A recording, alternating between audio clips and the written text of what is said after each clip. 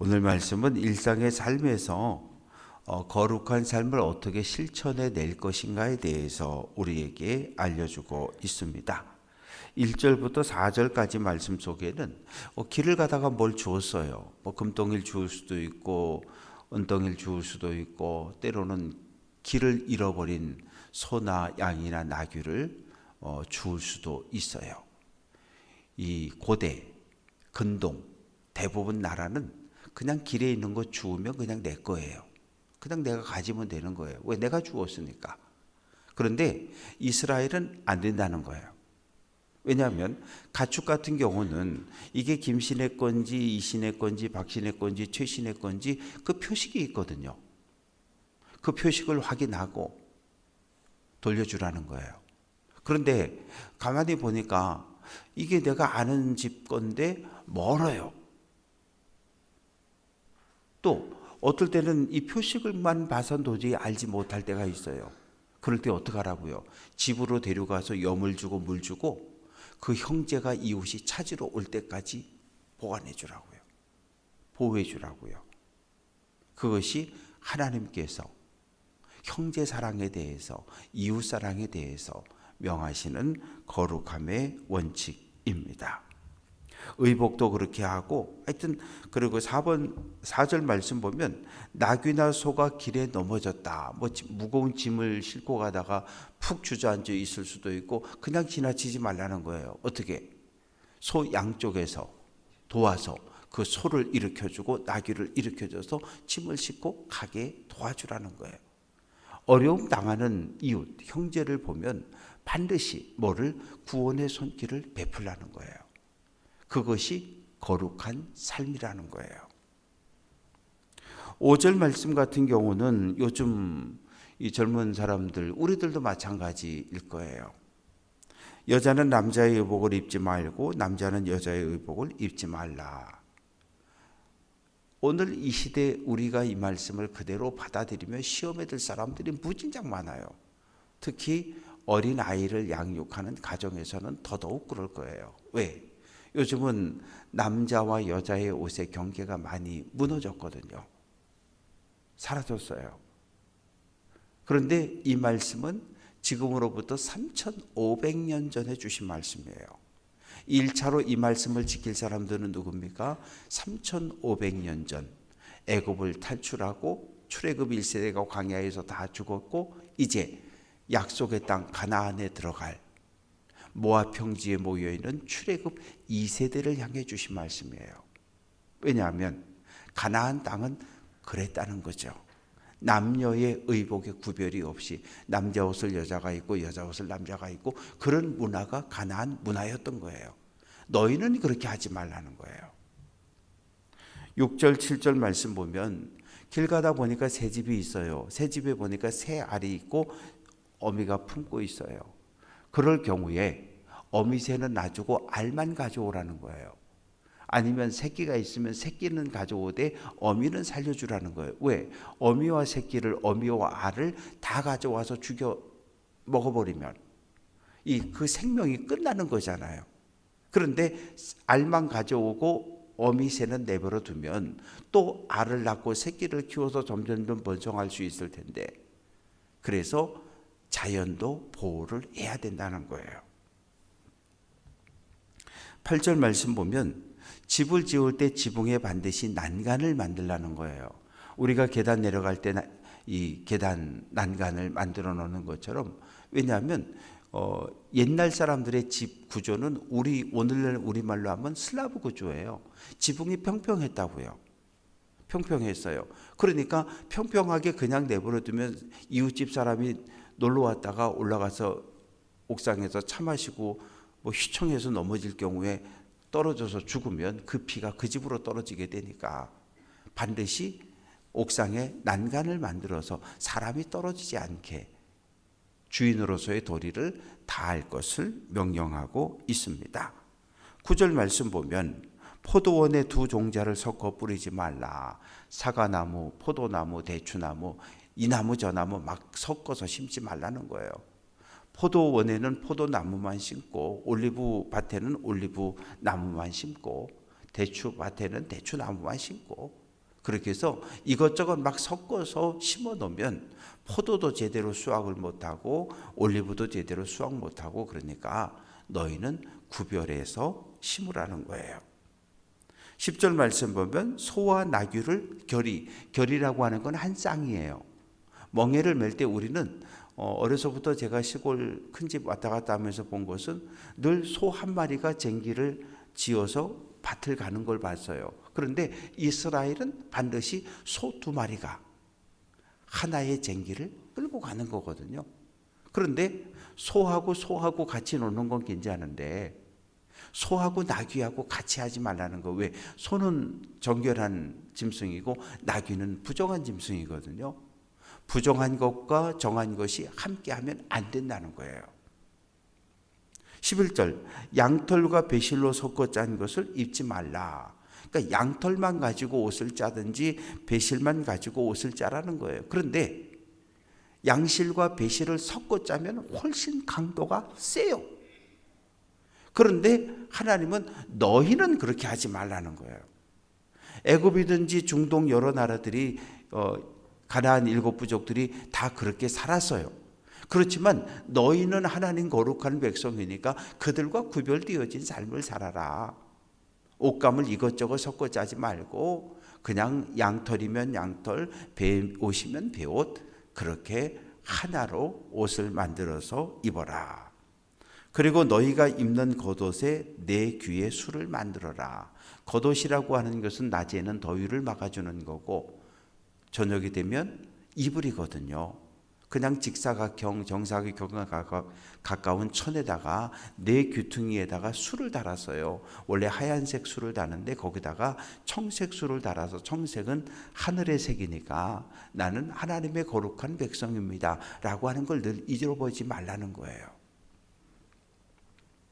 이제 13절부터 21절까지 말씀 속에 이 여성에 대한 이야기, 순결에 대한 이야기가 기록이 되어져 있습니다. 우리가 여성과 관련되어진 이야기가 나올 때 하나만 딱 기억하면 돼요. 하나님은 약자를 보호하시는 분. 왜? 그 당시 사회에서 약자, 어린이, 고아, 약자였거든요. 사회적 약자였어요. 아무 힘이 없는 존재가 여자였어요. 그런데 하나님의 원칙은 여자를 보호하라는 거예요. 사회적인 약자를 보호해야 된다는 거예요. 힘없는 여자를 보호해 주어야 한다는 거예요. 첫 번째는 어떤 문제입니까? 13절. 아내를 맞이했어요. 맞이했다는 얘기는 처갓집의 장인어른에게 결혼 지참금 1년 연봉에 해당하는 돈을 갖다 주고 아내를 사왔다는 이야기예요. 사왔어요. 그래서 잘 지냈어요. 그런데 어느 날부터 미워하기 시작하는 거예요.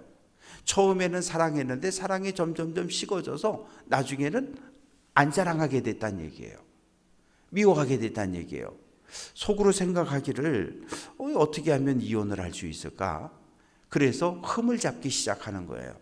그 내용이 뭐냐 하면 14절. 내가 이 여자를 우리 집에 데리고 와서 결혼했는데 이 자고 났는데 보니까 처녀가 아니었다는 거예요. 처녀가 아니었다는 얘기예요. 그래서 장로님들한테 가서 고발을 하는 거죠. 그랬을 경우 그 처녀였다는 사실을 누가 입증하냐면 친정 식구들이 입증하는 거예요. 이 아내가 살았던 성읍의 사람들이 증명해 주는 거예요. 어떻게?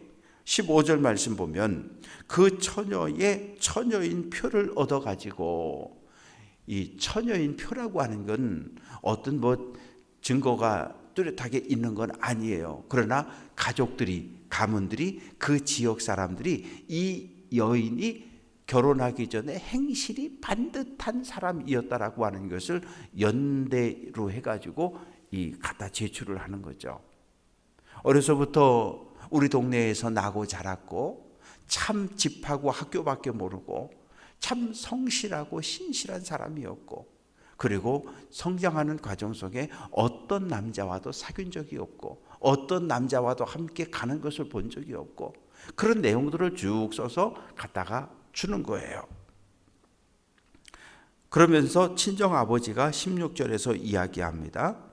내 딸을 이 사람에게 아내로 주었더니 그가 미워했다는 거죠. 미워해서 지금 일부러 트집을 잡아서 강제로 이혼을 하려고 하니 한번 좀 확인해 달라는 거예요. 그러면서 그 딸로부터 뭘 받았냐 하면 결혼하고 첫날 밤 잠을 잘 때 그 바닥에 침대에 깔았던 그 자리옷을, 그것을 딸로부터 받아서 그것을 함께 제출을 하는 겁니다. 그러면 그 성읍의 장로들이, 재판관들이 어떻게 하냐면 너 이놈 이리 와. 그래서 그 나쁜 남편을 매로 두들겨 패는 거예요. 때리고. 그리고 19절 말씀 보면 누명을 씌웠으니까 장인에게 벌금으로 배상금을 은 100세겔을 내는 거예요. 이 100세겔이라고 하는 돈의 가치는 어마어마하게 큰 거예요. 은 100세겔이라고 하는 것은 5만 원, 만 원처럼 화폐가 아니라 은의 단위예요. 1세겔은 11g입니다. 11g. 그러면 이 100세겔이라고 하는 이 돈의 가치는 어마어마하게 큰 거예요. 은이 1.1kg인데 그 당시에 종을 그만 주인이 때렸는데 죽었어요. 이웃집 종을 때렸는데 죽었어요. 그러면 종의 생명값으로 30세겔을 줬어요. 그 당시 사이에서 아주 건강한 20대, 30대 남자의 몸값이 은 50세겔이었어요. 그러니까 이 50세겔이라고 하는 것은 어마어마한 돈이고 당시 노동자 한 사람의 하루 품삯이 0.1에서 0.2g 그 정도 값이었거든요. 그러면 100세겔이라고 하는 이것은 거의 한 3년치 이상의 연봉에 해당이 되는 어마어마하게 큰 돈이에요. 아내를 장인어른에게 가서 부탁하고 데려올 때 1년치 연봉을 주는데 아내가 처녀가 아니라고 거짓말로 고발했다가 거짓이 드러날 경우에 매를 맞고 3년치 연봉을 장인에게 배상해야 됐습니다. 그런데 만일에 이 남편의 주장처럼 아내가 처녀가 아니었다.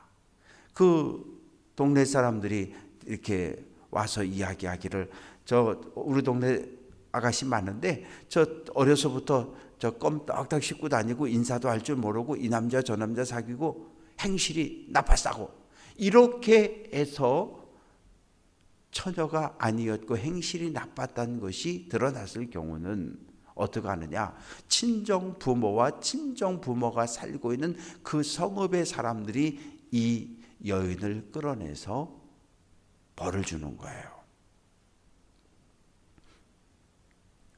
그래서 연대 책임을 지는 거예요. 누가? 가족이, 지역 성읍의 사람들이 함께. 22절부터 30절까지 말씀 속에는 성적인 범죄에 대한 이야기가 나오고 있습니다. 22절 어떤 남자가 유부녀와 동침한 것이 드러나거든 남자 여자를 둘 다 죽이라는 거예요. 처녀인 여자가 남자와 약혼을 했는데 어떤 남자가 성 안에서 사람들이 많이 사는 성 안에서 동침했을 경우 둘 다 끌어내 죽이라는 거예요. 왜냐하면 이유는 한 가지예요. 성 안이라고 하는 것은 사람들이 많이 살아요. 오늘처럼 방음이 잘 돼 있고 그런 집들 아니에요. 도와주세요, 살려주세요 그러면 사람들이 다 달려올 그런 가옥 구조에서 살았거든요. 여자가 침묵하고 저항하지 않았다는 거죠. 그래서 같이 죽이라는 거고. 그러나 25절 말씀 보면 어떤 남자가 어떤 약혼한 처녀를 들에서 만났다. 들이라고 하는 건 광야예요. 거기서 아무리 소리를 질러도 도와줄 사람이 아무도 없어요.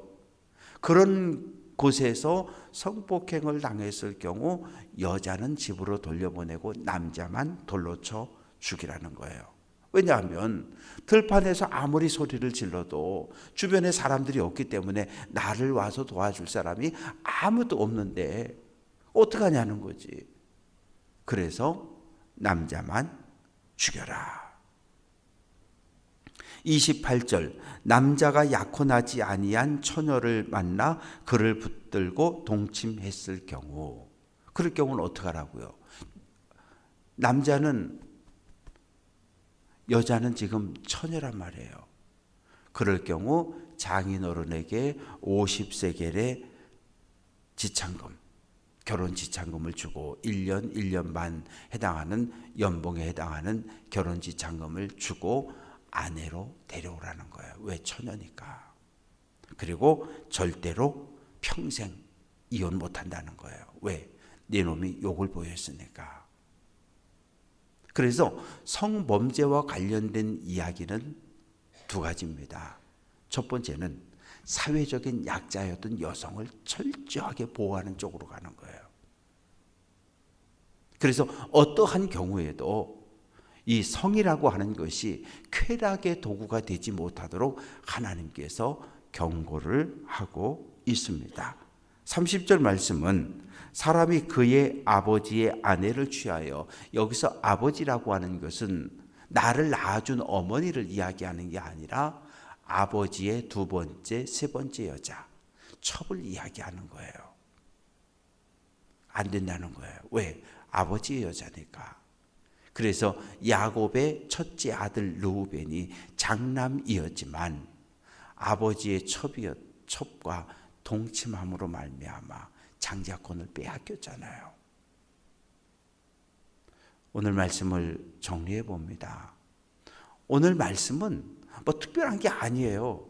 뭐 교회 가서만 지켜야 될 그런 거 아니에요. 근데 일상생활에서, 우리들이 일상의 삶에서 지켜내라는 거예요. 그러니까 거룩이라고 하는 것이, 우리가 어제 임내송을 거룩 바꿨잖아요. 거룩이라고 하는 것이 예배당에 들어와서만, 교회에서만 지키는 그런 거룩은, 그런 거룩을 하나님이 우리에게 요구하시는 건 아니에요.